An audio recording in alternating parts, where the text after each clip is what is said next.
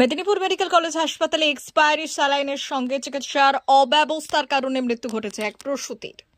গুরুতর অসুস্থ অবস্থায় মৃত্যুর সঙ্গে লড়াই করছে আরও 4 জন প্রসূতি, যাদের শিশুরা এখনো রয়েছে মাতৃমাতে। আর এই ঘটনায় এক্সপায়ারি স্যালাইন এবং ভুল চিকিৎসার অভিযোগ তুলে ইতিমধ্যে অভিযোগ দায়ের করেছে রোগীর পরিবার, যে ঘটনায় নড়ে চড়ে বসেছে রাজ্য স্বাস্থ্য দপ্তর। এই ঘটনায় তড়িঘড়ি মেদিনীপুর মেডিকেল কলেজের রাজ্য স্বাস্থ্য দপ্তরের মেডিকেল এডুকেশন বিভাগের ওএসটি ডক্টর আশিস বিশ্বাস এবং ডিরেক্টর ডক্টর প্রসূন কুমার দাসের নেতৃত্বে 13 সদস্যের এক প্রতিনিধি দল। এরই পাশাপাশি প্রতিনিধি দলের ড্রাগ কন্ট্রোল বিভাগের একাধিক কর্তার পাশাপাশি বিভিন্ন মেডিকেল কলেজের বিভাগীয় প্রধান ও অধ্যাপকরাও, পাশাপাশি মেদিনীপুর মেডিকেল কলেজের প্রিন্সিপাল, জেলা স্বাস্থ্য আধিকারিক সহ জেলার সমস্ত আধিকারিকদের নিয়ে এদিন বেলা 12টা নাগাদ মিটিংয়ে বসলেন। প্রায় 2 ঘন্টা মিটিং করার পর তারা আইসিইউতে গিয়ে অসুস্থ প্রসূতিদের দেখে আসেন। তবে তিনি সংবাদ মাধ্যমের কাছে খোলাখুলি কিছু বলতে চাননি। এই টিমের সদস্যরা শুধু এইটুকু জানান, রোগী ভালো আছে, বাকি সবকিছু তদন্ত করে দেখা হচ্ছে।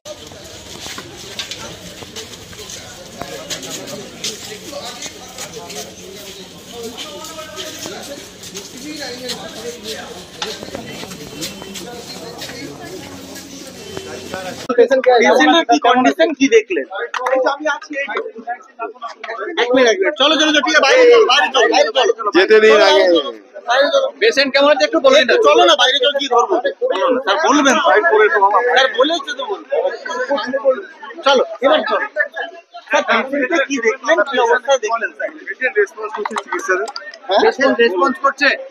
আশাবাদী গাড়ি কন্ডিশন স্যার। স্যালাইনটা নিয়ে কি বলবেন স্যার?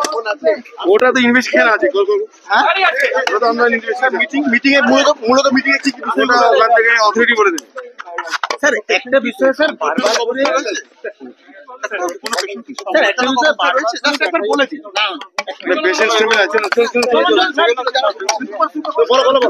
স্যার, একটা বিষয় বারবার ধরে স্যালাইনটা নিয়ে প্রশ্ন উঠছে রাজ্যের বিভিন্ন জায়গায়, তারপরেও সেই স্যালাইনটা চলছে কি ওটা অথরিটি বলে দেবে জান।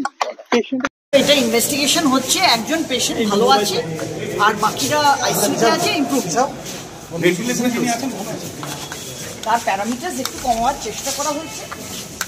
অর্থাৎ দেখতে এখন ইনভেস্টিগেশন পুরো কমপ্লিট হয়নি, ইনভেস্টিগেশন কমপ্লিট হয়নি, ইট ইজ আন্ডার ইনভেস্টিগেশন।